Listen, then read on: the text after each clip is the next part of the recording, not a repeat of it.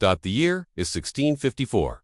The air in Colonial Virginia hangs heavy, not just with the scent of curing tobacco, but with the unspoken weight of a question. A question whispered in the fields.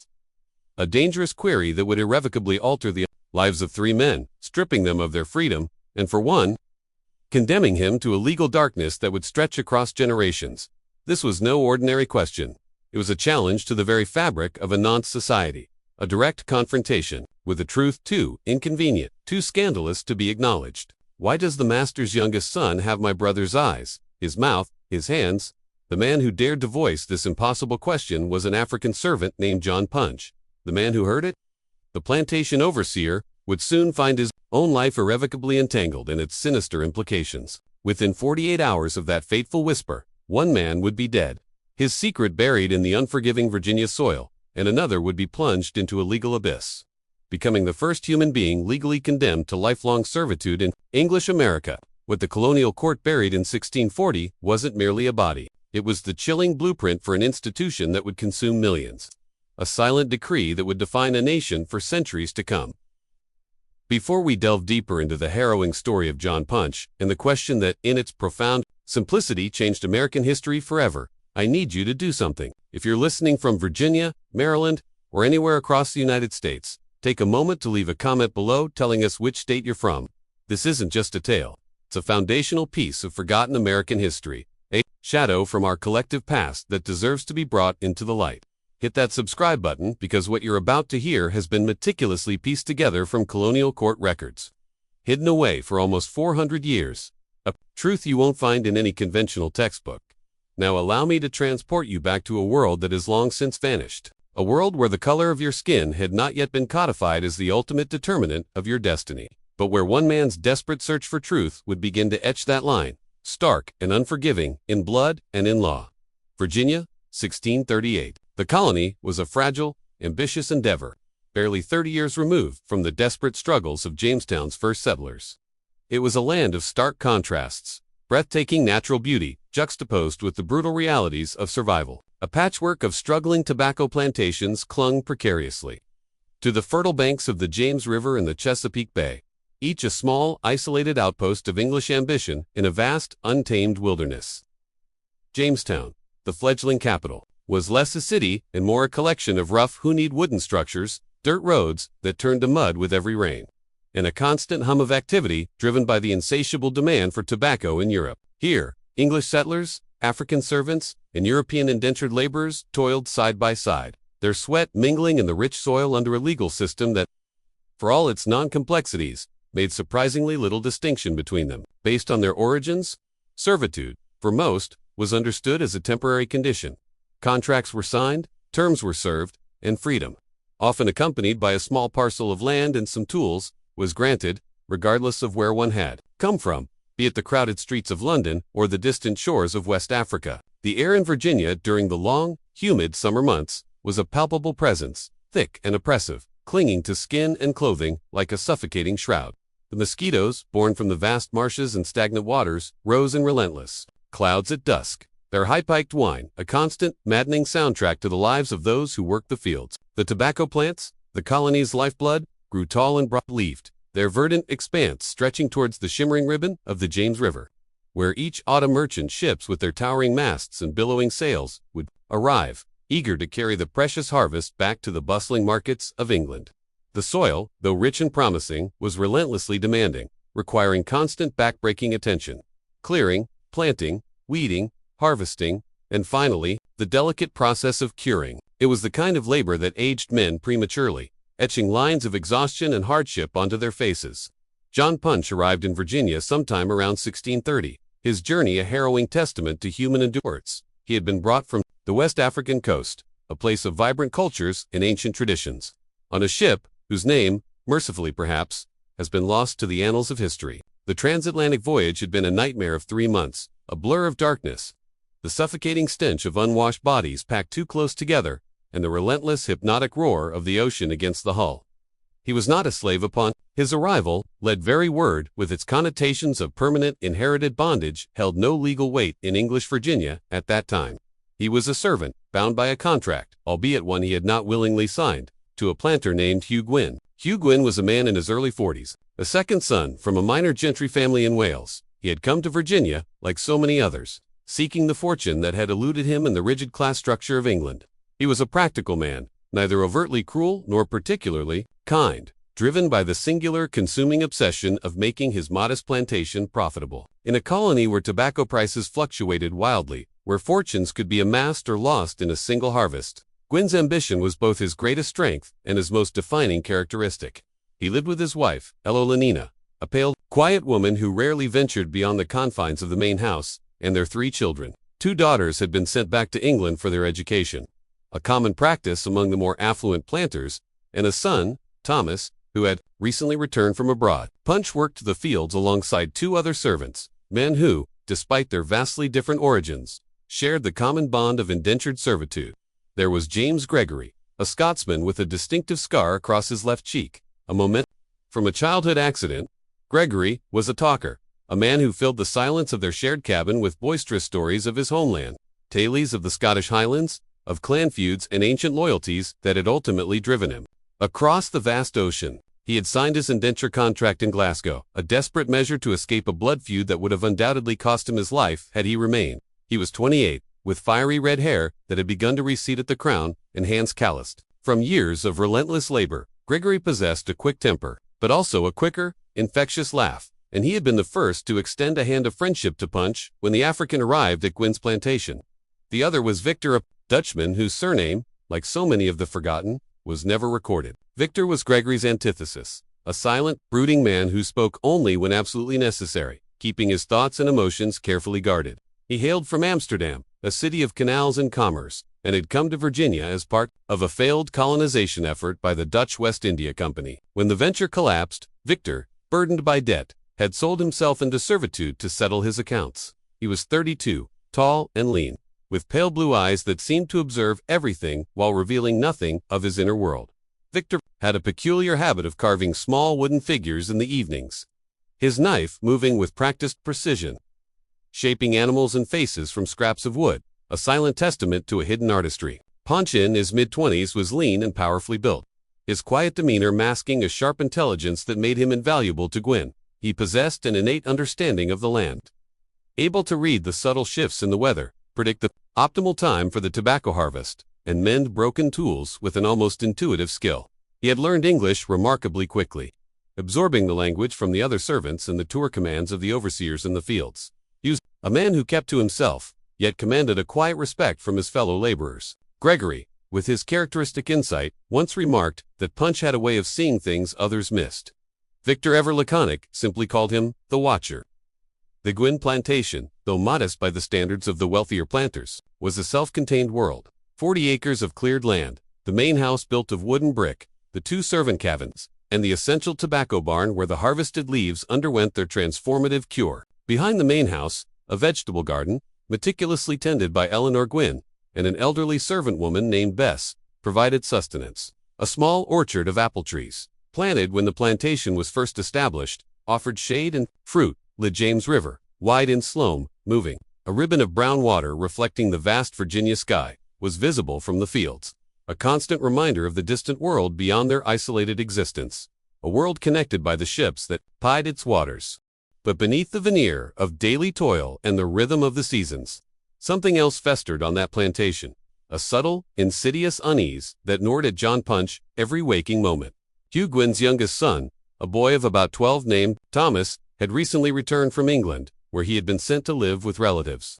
The boy was undeniably English, in his pallor, with light brown hair and a narrow, aristocratic face. Yet his eyes, his mouth, the very shape of his hands, they were unmistakable. They belonged to someone else. Punch had a brother. His name was Kofi, and he had been taken from the same village in West Africa, torn from their family by the brutal efficiency of slave traders. They had been separated on the coast, sold to different ships, and brought to Virginia 2 years before Punch, after his own arrival. Punch had spent agonizing months searching for news of Kofi, asking every African servant he encountered if they had seen a man with his brother's distinctive face, his resonant voice, his particular way of moving. He found him in the spring of 1636. Kofi had been working on a neighboring plantation owned by a man named William Evans. Evans was a formidable figure in the colony, a wealthy planter who served in the Colonial Assembly, a man of considerable influence who owned over 200 acres of prime tobacco land. The reunion between the brothers had been agonizingly brief, a stolen hour on a rare Sunday afternoon, when both plantations had granted their servants a precious day of rest. The two brothers had sat beneath the sprawling branches of an ancient oak tree that marked the boundary between the two properties, and they had spoken in their native language, the words tumbling out in a torrent of emotion, memory, and shared sorrow. Kofi had changed. His hands, once smooth and strong, were now scarred and calloused from relentless fieldwork. His face was gaunt, etched with a weariness that went beyond physical exhaustion, and his eyes, those deep, dark pools that Punch knew so well, held a profound sorrow that defied words. He spoke to Punch of the Evans plantation, of the endless labor, of the ever-present overseer, of the grand main house where William Evans lived with his wife, Margaret. Margaret, Kofi mentioned, was a woman of striking beauty, but also, it was whispered, a woman of profound loneliness. Kofi didn't elaborate much on Margaret Evans, but there was a subtle shift in his voice when he spoke her name, a fleeting shadow that crossed his face, which stirred a deep and unsettling unease within Punch. Punch sought his brother only twice more after that first reunion.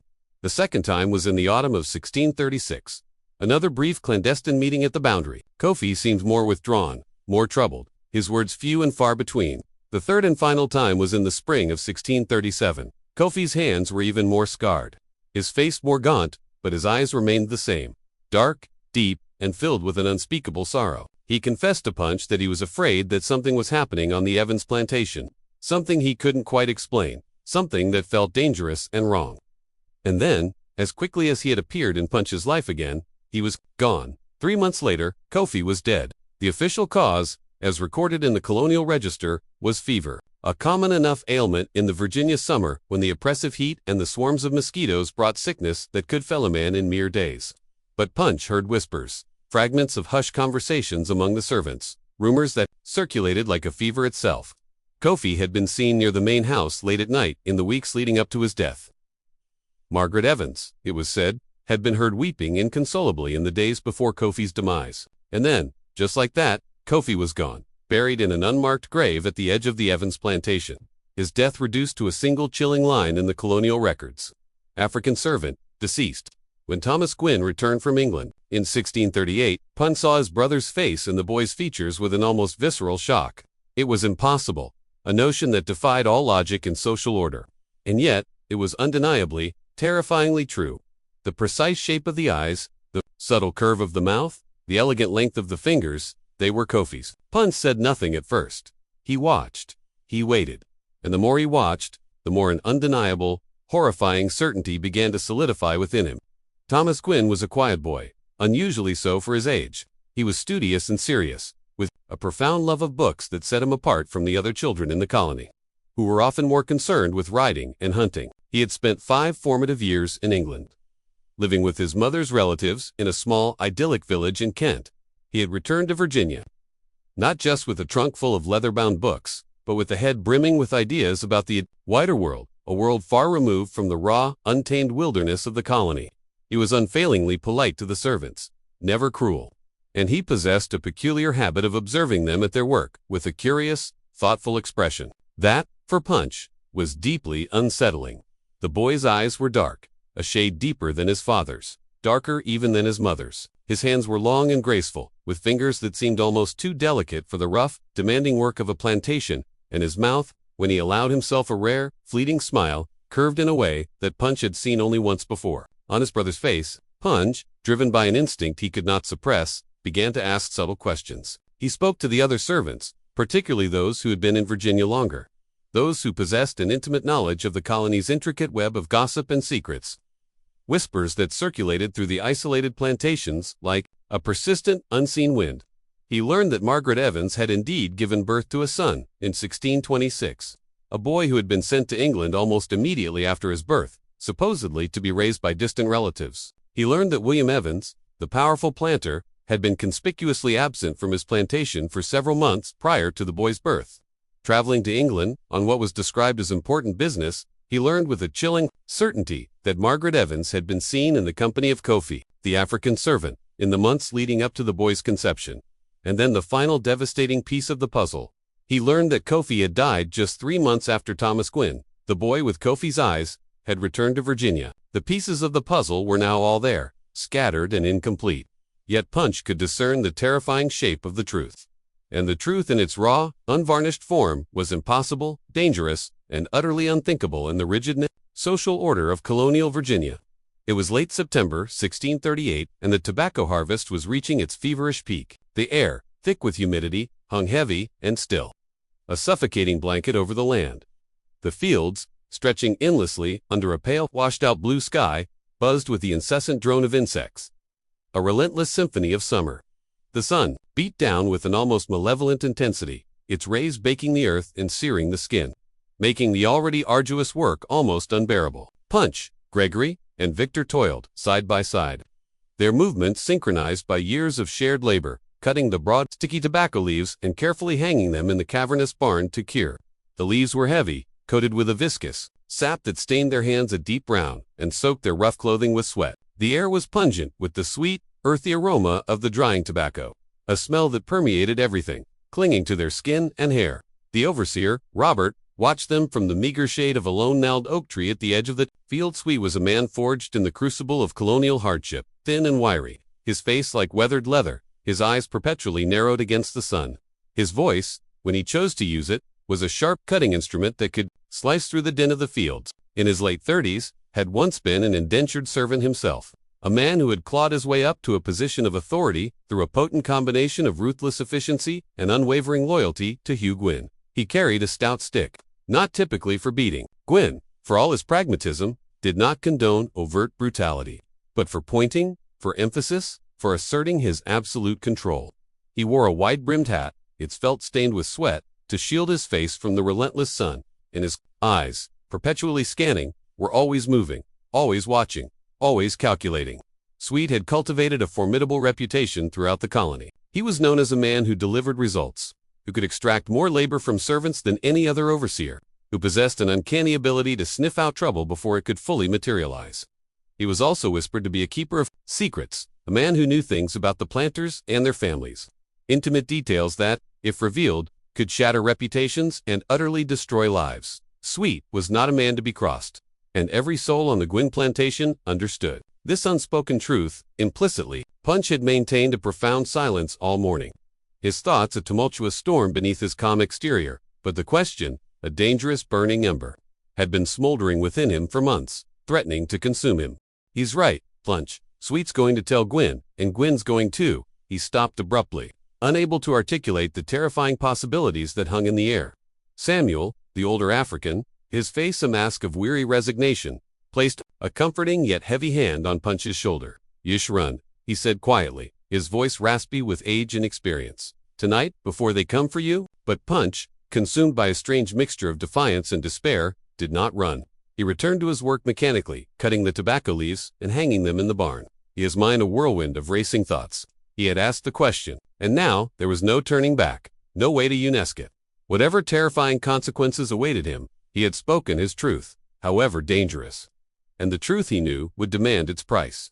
What Punch, in his desperate search for answers, couldn't possibly have known, what he couldn't have even conceived, was that his single audacious question had just ignited a chain of events, a slow-burning fuse that would ultimately rewrite the very laws of an entire continent. Because Robert, the overseer, did not in fact go directly to Hugh Gwynn that afternoon. He went to someone else, someone far more powerful, far more dangerous. That night, under the cold, indifferent gaze of a near full moon, Robert rode with a desperate urgency to the plantation of William Evans, the man who had once owned Kofi. The journey, a grueling 2 hours along the rough, unpaved, dirt road that tenuously connected the isolated plantations along the winding James River, was a blur of pounding hooves and racing thoughts. The moonlights, stark and unforgiving, cast long, distorted shadows over the dense forests and sprawling fields, transforming the familiar landscape into something eerie and alien. The air, cooler now, was filled with the rhythmic chirping of crickets and the distant, mournful howl of a wolf, sounds that only amplified Sweet's gnawing anxiety. He spurred his horse onward, its hooves pounding a frantic rhythm against the packed earth, his mind a tumultuous storm of implications of the catastrophic potential unleashed by Punch's audacious question.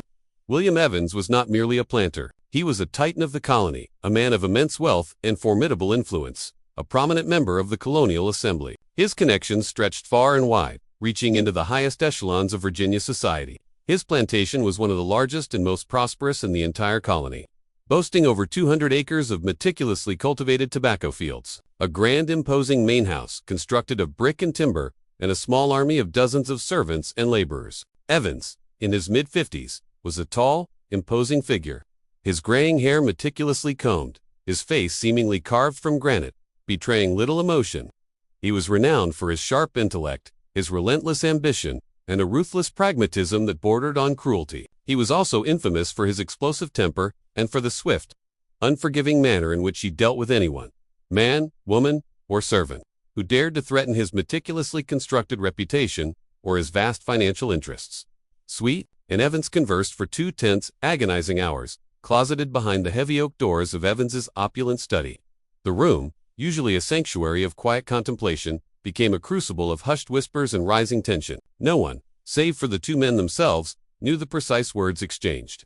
But the house servants, moving silently through the grand halls, later reported hearing raised voices, the muffled sounds of furniture being abruptly moved, and at one particularly jarring moment, the distinct crash of breaking glass. When finally emerged from the study, his face was a ghastly pale, his hands visibly trembling, a testament to the terrifying nature of the conversation.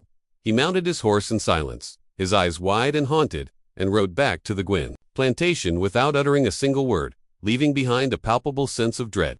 The very next morning, as the first tentative rays of dawn painted the eastern sky, Hugh Gwynn received an unexpected and ominous visit. William Evans arrived, not alone, but accompanied by 2 other powerful planters, Thomas Warren, a formidable neighbor whose sprawling plantation lay to the north, and Richard Bennett, a stern, influential member of the Colonial Council.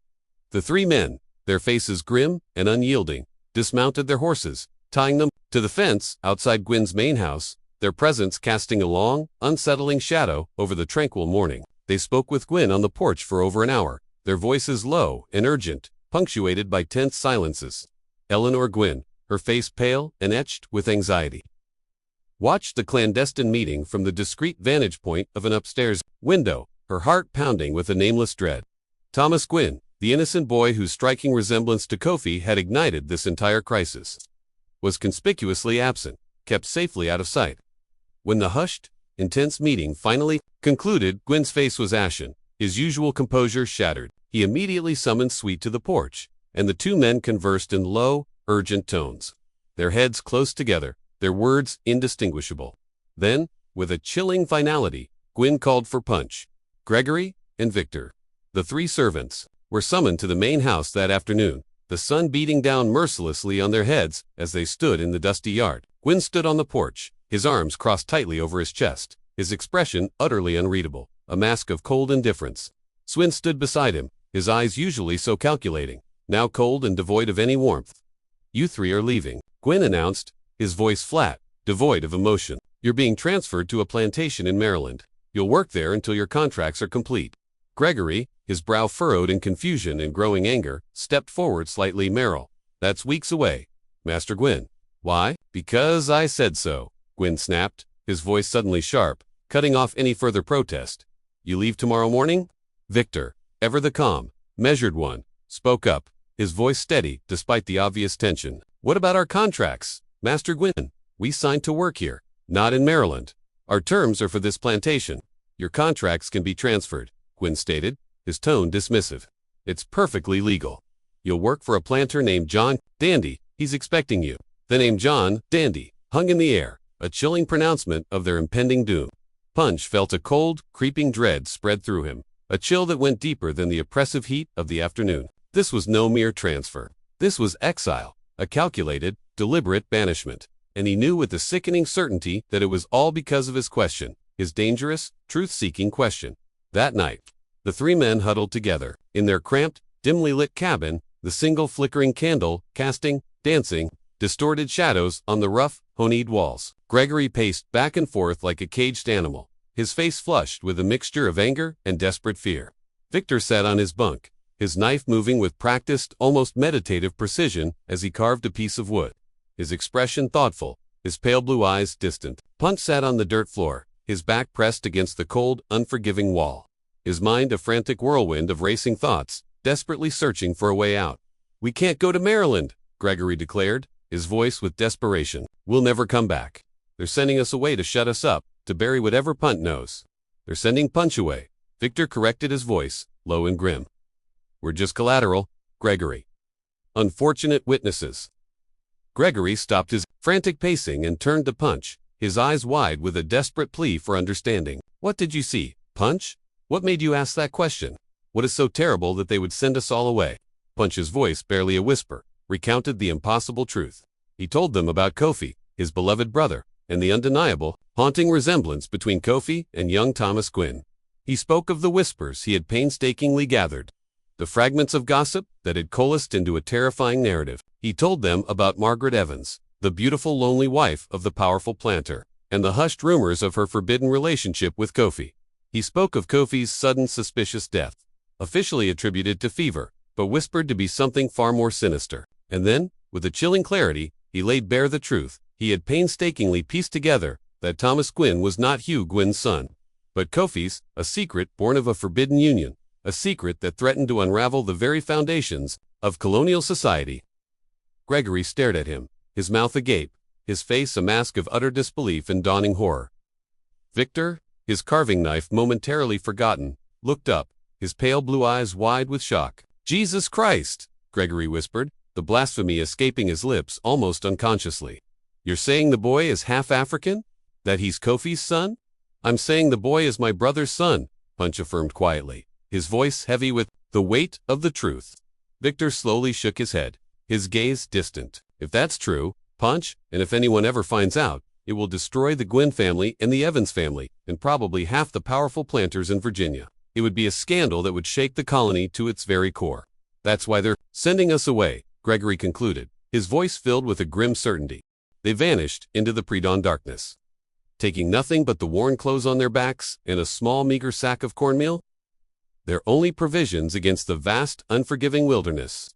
They headed north, their desperate hope fixed on the distant, elusive promise of Maryland, a land they believed might offer them a chance at freedom, a chance to disappear into the burgeoning population of free laborers. Their plan was simple, born of desperation: reach Maryland, find work, and melt away into anonymity. But they were not alone in the vast, silent wilderness. Robert, the ever-vigilant overseer, had anticipated their desperate flight. He had sent word ahead, his warnings carried by swift riders, and by the time Punch, Gregory, and Victor, exhausted and terrified, reached the Eldefon border that separated Virginia from Maryland, a formidable group of armed planters, their faces grim and determined, was waiting for them. The capture was swift, brutal, and utterly devoid of mercy.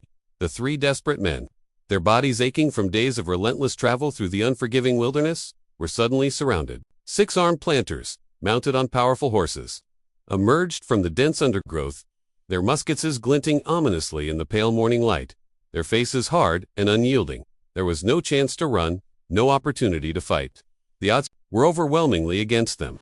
Their desperate bid for freedom extinguished in an instant. Punch, Gregory, and Victor were roughly bound with thick ropes, their hands tied painfully behind their backs, their hopes crushed. They were then forced to march back to Virginia on foot, a humiliating, agonizing journey that stretched over 3 brutal days. They were given precious little food, barely enough to sustain them, and even less water. Their throats parched, their bodies pushed to the brink of collapse. By the time they finally reached Jamestown, the colonial capital, they were utterly exhausted, their skin raw and blistered from the relentless sun, their clothes filthy and torn, their spirits broken, and their hearts filled with a profound, chilling terror. The colonial court convened on July 9, 1640, a date that would forever be etched in the grim annals of American history.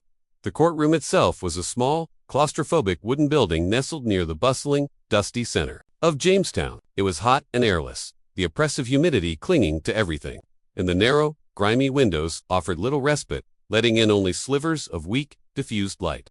The room was packed to capacity, a suffocating throng of planters, their faces stern and expectant, curious servants, and a smattering of curious onlookers who had come to witness the spectacle of justice. Or perhaps something far more sinister. Punch, Gregory, and Victor stood in the very center of the room, their hands still bound, their clothes filthy and torn, their bodies swaying slightly with exhaustion. The judge, a formidable figure named Sir Francis Wyatt, the governor of Virginia himself, presided over the proceedings. He was a stern, imposing man, his graying hair meticulously combed, his face seemingly carved from granite, betraying not a flicker of emotion. His presence alone commanded an absolute chilling authority. Hugh Gwynn, Punch's master, testified first. He stood before the court, his posture rigid, his voice steady and controlled. A master of calculated deception, he meticulously described the three men as disobedient, ungrateful, and utterly untrustworthy servants. He recounted their flight, painting them as rebellious and defiant, and he demanded with a chilling lack of remorse that their terms of servitude be extended as a just and fitting punishment for their transgression. The court listened in a profound, unsettling silence.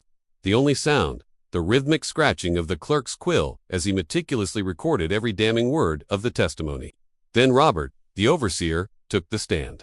He walked to the front of the courtroom with a deliberate, measured pace, his face a mask of carefully constructed impassivity. He placed his hand on the worn leather of the Bible, his oath a chilling formality. His testimony, delivered with a deceptive calm, was careful, precise, and utterly devastating in its imprecations.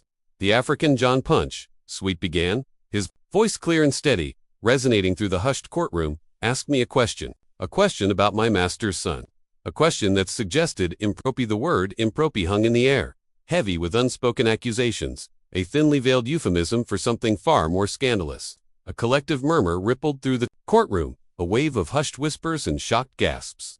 Governor Wyatt, his eyes narrowing to slits, leaned forward, his gaze fixed intently on Sweet.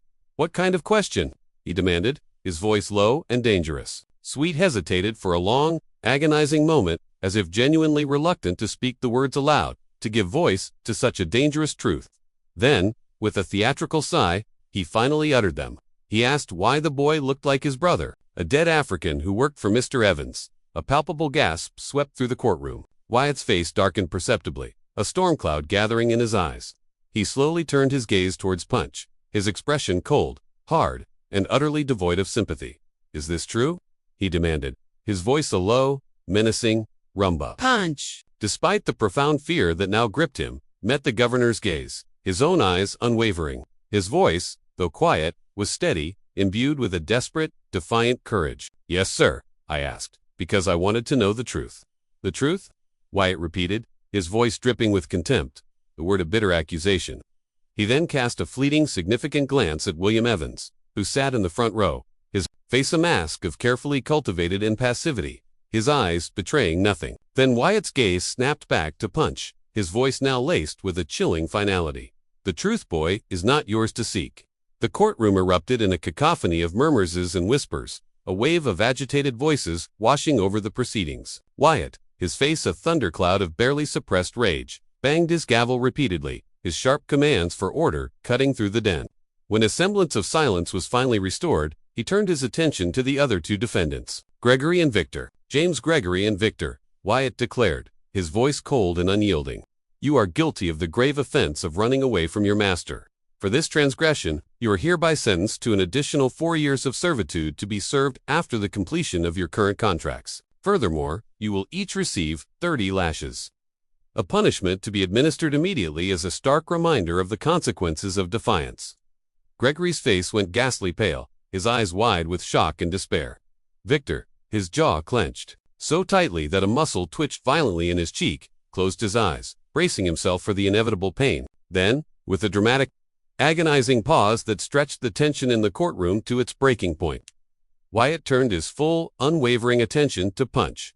The entire courtroom fell into a profound, breathless silence, every single eye fixed intently on the judge, anticipating the pronouncement of Punch's fate. "John Punch," Wyatt began, his voice slow, deliberate, and imbued with a chilling, almost ceremonial finality. "You are guilty of running away from your master, but your crime, Punch, is far greater than mere flight.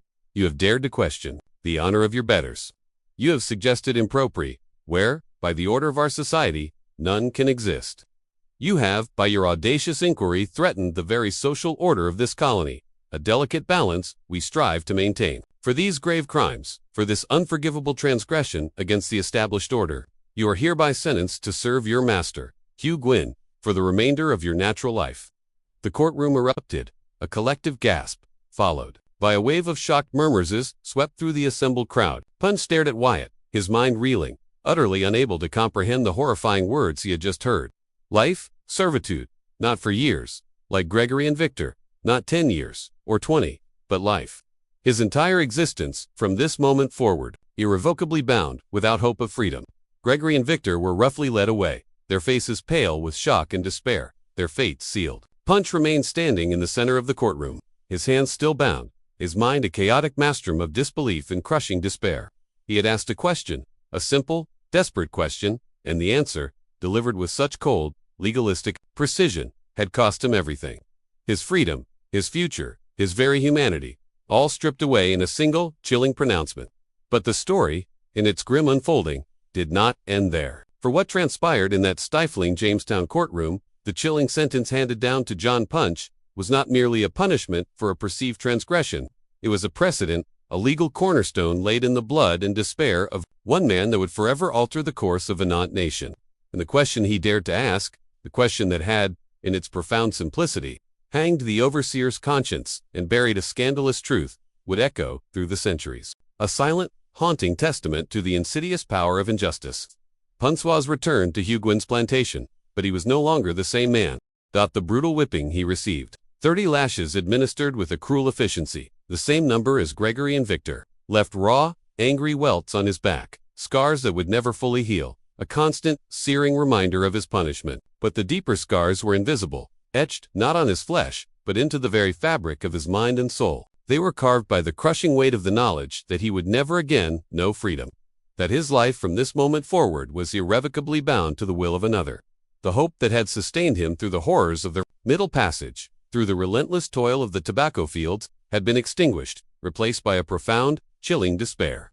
The other servants, once his companions in shared hardship, now avoided him, their gazes averted, their whispers hushed. They feared him, not for any malice he possessed, but for the terrifying precedent his fate represented. They saw in Punch's perpetual bondage a chilling glimpse of their own potential future. A future where the color of one's skin, rather than the terms of a contract, could determine one's destiny. Gregory and Victor, after enduring their own brutal whippings, were summarily sent to work on a different, more remote part of the plantation, a deliberate act of separation, and Punch rarely saw them again. Their camaraderie, a distant, painful memory. Huguin, his master, treated him with a cold, calculated indifference, speaking to him only to issue to her commands, his eyes carefully avoiding Punch's, as if to deny the very humanity of the man he now owned for life. And Robert, the overseer, watched him with an almost predatory intensity, his gaze constant, ever vigilant, as if perpetually expecting Punch to attempt another desperate flight, as if waiting for any pretext, any slight misstep to inflict further punishment. But Punch, in his profound despair, did not run. He worked, he obeyed, and he watched. He watched the seasons turn, the tobacco plants grow and wither, the river flow endlessly towards the sea. And he watched Thomas Gwynn. Thomas Gwynn grew older, transforming from a quiet boy into a young man. By 1645, he was 19, tall and strong, his frame filling out, his movements acquiring a confident grace. He possessed his mother's pale, refined skin and his father's ambitious, determined jawline. He had completed his education in England, returning to Virginia with the polished accent and sophisticated manners of the English gentry. He was being meticulously groomed to inherit his father's burgeoning plantation, to become a planter in his own right, to marry well into a prominent colonial family, and to produce heirs who would proudly carry on the Gwynn name, securing the family's legacy in the New World. But his eyes, those dark, deep pools that held a peculiar intensity, his hands long and elegant, his very way of moving, a subtle fluidity in his gait, they were still undeniably Punch saw it every single day, in every fleeting glance, in every unconscious gesture, in every day, the burning question. The impossible truth gnawed at him, a relentless internal fire. Why? Why did this young man, this scion of a prominent English family, carry the unmistakable features of his deceased African brother? And why, in the cruel calculus of colonial justice, had that question cost Punch his freedom, his very life? The answer, in its horrifying entirety, came to Punch, in fragments, pieced together over years of silent observation and hushed whispers. It came from the older servants, those who had been at the Evans plantation, those who remembered the past with a clarity born of fear and resentment. It came from snippets of overheard conversations between planters, their voices lowered, their words carefully chosen, yet revealing enough for Punch's keen, watchful mind to connect the dots. The truth, like a grotesque mosaic, slowly, painfully, began to form, each piece a chilling revelation. Margaret Evans, the beautiful, lonely wife of the powerful William Evans, had indeed been profoundly isolated. Her husband, a man consumed by his work, by his relentless ambition, by his singular desire to forge an empire in the untamed Virginia wilderness, was perpetually absent. He was often away, traveling to England on important business, attending the interminable meetings of the Colonial Assembly in Jamestown, or visiting other plantations to negotiate intricate deals and forge strategic alliances. Margaret was left alone in the grand imposing main house, its spacious rooms echoing with a profound emptiness. Her only constant companions, the silent house servants. Kofi Punce's brother had been assigned to work in the main house. He was intelligent, articulate, and possessed a quiet dignity that set him apart from the other field laborers. He tended the sprawling gardens, meticulously repaired the intricate furniture, and performed the myriad small tasks that kept the vast household running smoothly. Margaret, in her profound loneliness, had noticed him. Over time, their interactions, initially formal and distant, had deepened, evolving into something far more intimate, far more dangerous.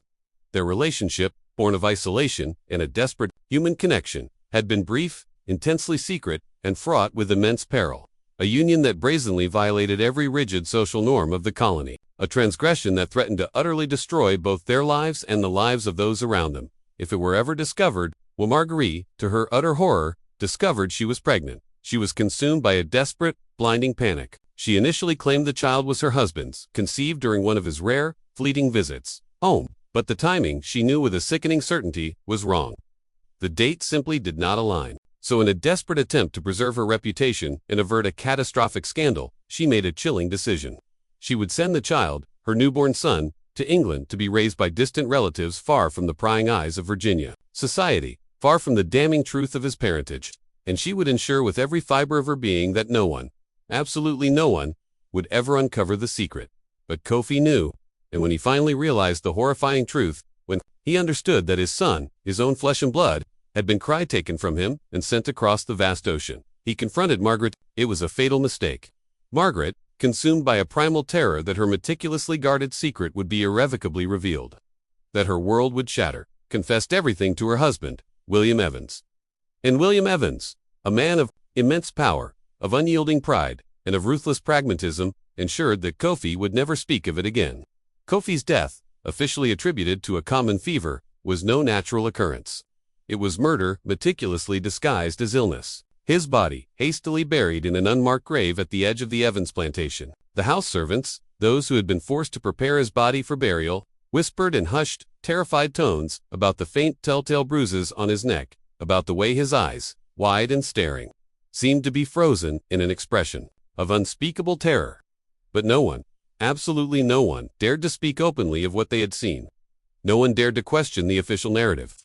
The fear of William Evans and the unspoken threat of similar fates silenced them all. And when John Punch, driven by an unyielding need for truth, dared to ask his question, when he threatened to unravel the meticulously constructed lie, the powerful planters, Gwen Evans, Sweet and their influential allies, acted swiftly and decisively. They ensured that Punch would never again be free to speak to reveal the devastating truth. They manipulated the not-legal system, twisting its not principles to silence him, and in doing so, they inadvertently, chillingly, created a new, far more insidious form of bondage. A bondage not of contract, but of race. Just when we thought we'd plumbed the depths of this colonial horror, the sinister undercurrents in Virginia intensify, revealing layers of deceit and injustice that are almost too chilling to comprehend. If this unfolding narrative is sending shivers down your spine, if the weight of this forgotten history grips you, then share this video with a friend who, like you, appreciates the darkest mysteries of the past. Hit that like button to support our channel and help us unearth more of these hidden truths. And most importantly, don't forget to subscribe and ring that notification bell so you never miss another story like this. Let's continue our journey together as we discover the harrowing climax of John Punch's tragic quest for truth. The year is 1650. A decade had passed since that fateful day in the Jamestown courtroom. 10 long, arduous years since John Punch was condemned to a life without end, a life without freedom. He was now 40 years old. His body, once lean and powerful, now worn and stooped by the relentless, soul-crushing labor of the tobacco fields. His spirit, though unbroken, was hardened by the unyielding weight of injustice, by the constant gnawing despair of his perpetual servitude. His hands, once skilled and nimble, were now gnarled and scarred. the skin thick and calloused from years of gripping hose and cutting tobacco leaves. His back, once straight and proud, was now permanently bent, a testament to the endless hours spent stooping over the plant. His face, once smooth and youthful, was now deeply lined, etched with the indelible marks of sun, wind, and an unspeakable suffering. But through it all, through the physical pain and the emotional torment, he had not forgotten. The truth, the impossible, dangerous truth, remained a burning ember within him, a silent, defiant flame.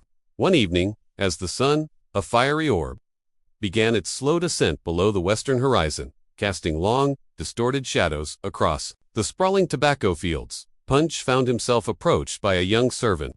The boy, barely 16, was named Samuel. He had arrived at the plantation just 2 years prior, a fresh-faced English orphan who, like so many others, had sold himself into servitude, a desperate escape from the grinding poverty and bleak prospects of London's unforgiving streets. Samuel was a curious boy, unusually so for his age, with an innate intelligence that shone in his bright, inquisitive eyes. He possessed a rare, almost reckless courage, unafraid to ask questions, to challenge the unspoken norms. Qualities that, in a painful echo of his own youth, reminded Punch of himself many years ago. "Mr. Punch," Samuel began, his voice barely a whisper, trembling slightly with a mixture of awe and trepidation. "Is it true? Did you really ask? Why the master's son looked like your brother?" Punch, his gaze fixed on the distant horizon, where the sun was now a mere sliver of orange, turned slowly to face the boy. He looked at Samuel for a long, silent moment, his eyes, deep and ancient, searching the boy's earnest face. Then, with a slow, deliberate nod, he confirmed the impossible. "I did." Samuel's young face was a mask of disbelief. "And they made you a slave for life because of it, just for asking a question?" "Yes," Punch affirmed, his voice flat, devoid of any emotion, a testament to the years of suppressed pain. Samuel's eyes, wide and innocent, filled with unshed tears, reflecting the fiery hues of the setting sun. "That's not right," he whispered, his voice choked with a profound sense of injustice. "That's not justice, Mr. Punch." Punch's movement, slow and deliberate, reached out and placed a gnarled, calloused hand on the boy's slender shoulder. The weight of his hand, heavy with years of toil and sorrow, seemed to convey a lifetime of unspoken truths. "No," he said quietly, his voice raspy with age and resignation. "It's not, but it's the world we live in now, Samuel, the world they have made." Samuel looked up at him, his face pale in the fading light, his youthful eyes filled with a desperate, unspoken plea. "Will it always be this way, Mr. Punch? Will it always be this way for us?" Punch did not answer. He couldn't. He didn't know.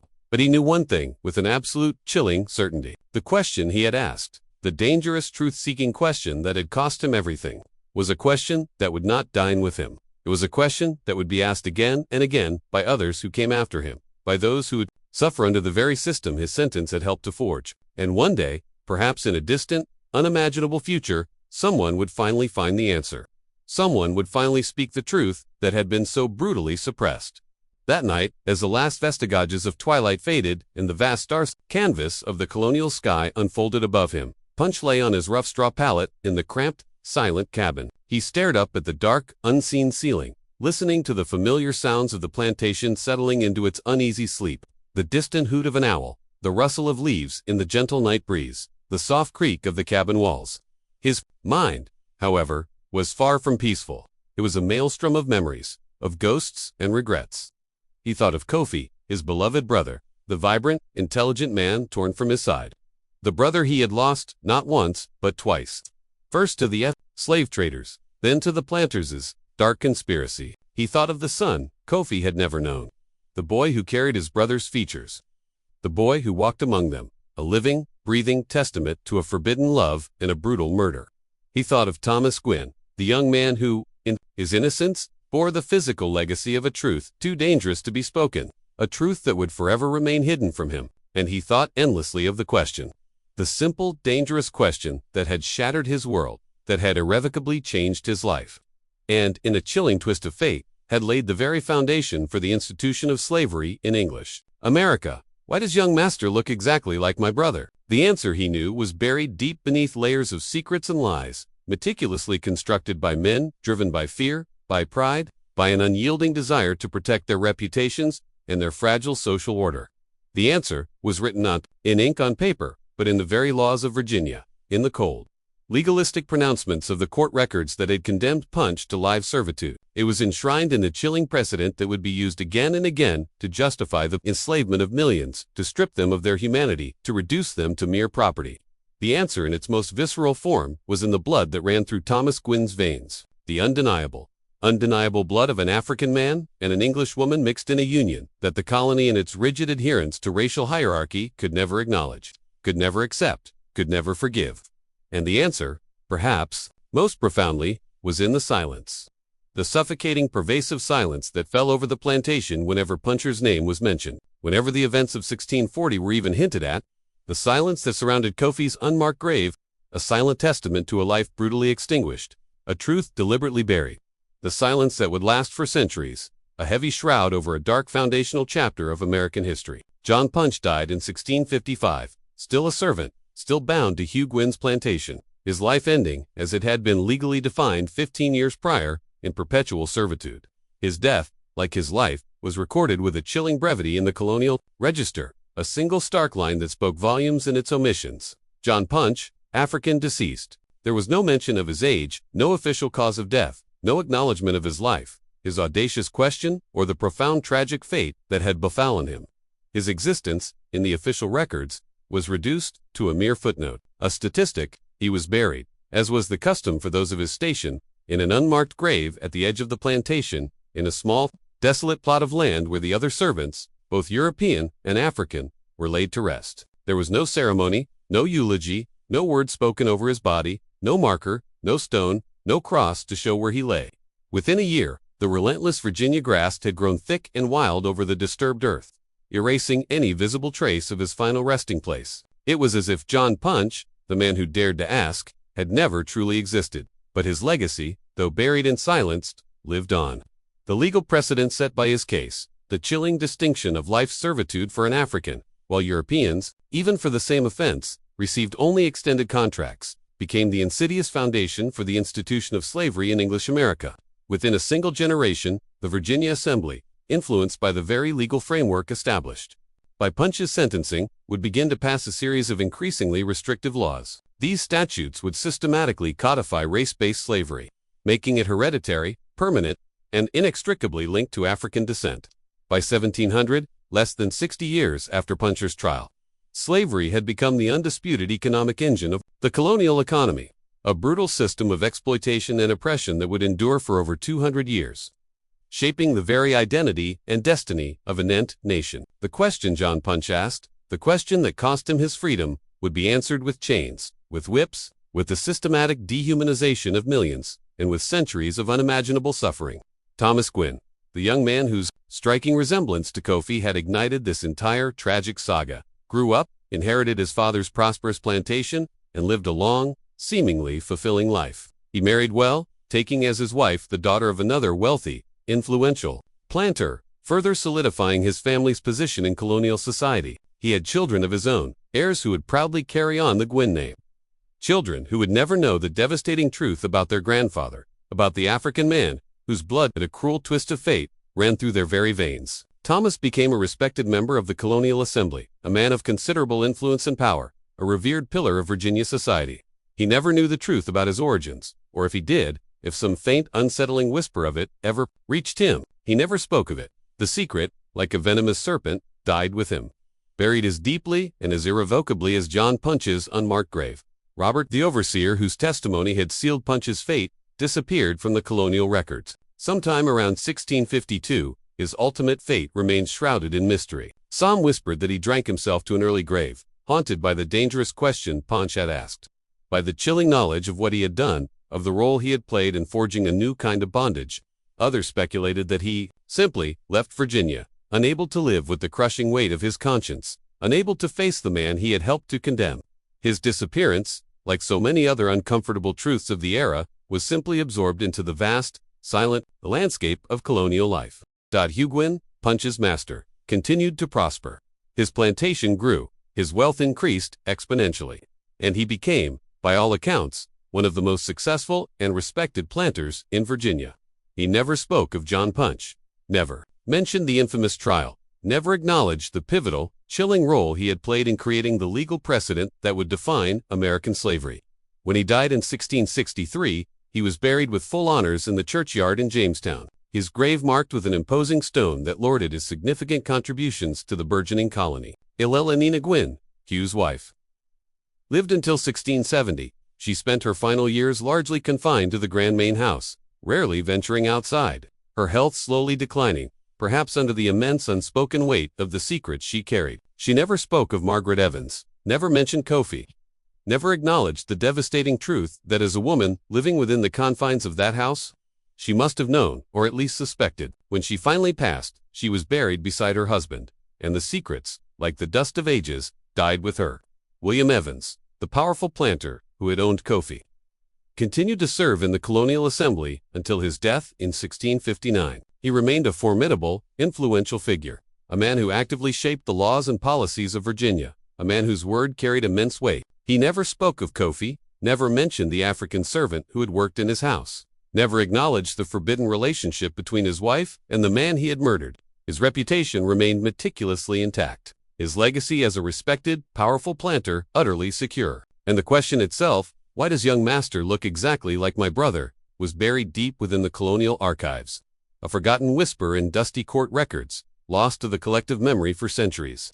It remained there, a silent, haunting testament to a truth too dangerous to be spoken, until diligent historians poring over faded documents painstakingly uncovered the court records and meticulously pieced together the harrowing story of the man who dared to ask it. In 1640, the Virginia court, in its chilling wisdom, sentenced John Punch to life servitude, thereby creating the first legal precedent for race-based slavery in English America.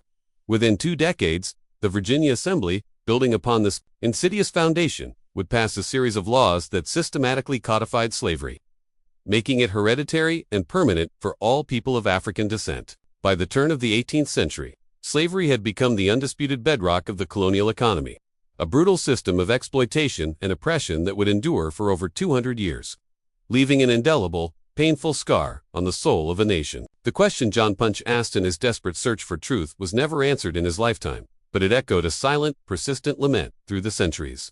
It was asked again and again by the millions of people who were enslaved, who were denied their fundamental freedom, who were treated as mere property rather than as human beings. It was asked by the courageous abolitionists who fought tirelessly to dismantle the monstrous institution of slavery, by the soldiers who shed their blood in the brutal crucible of the Civil War, by the civil rights activists who marched and struggled for equality.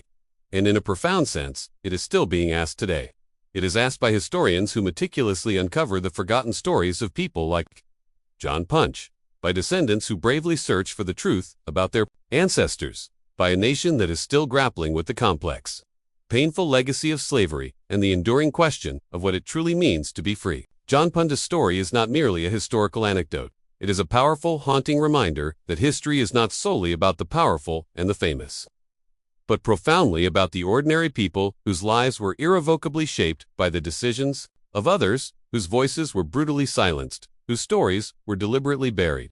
It is a chilling testament to the fact that the past is never truly past, that the questions we ask today are in essence the same fundamental questions that were asked centuries ago, and that the relentless search for truth and justice is a journey that for humanity never truly ends. This chilling mystery unearthed from the dusty archives of colonial Virginia reveals how a single, audacious question can, in its profound simplicity, irrevocably alter the course of history. It shows us that the desperate search for truth can come at an unimaginable cost, and that the insidious legacy of injustice can and often does endure for centuries. What do you think of this story? Do you believe justice was ever truly served for John Punch?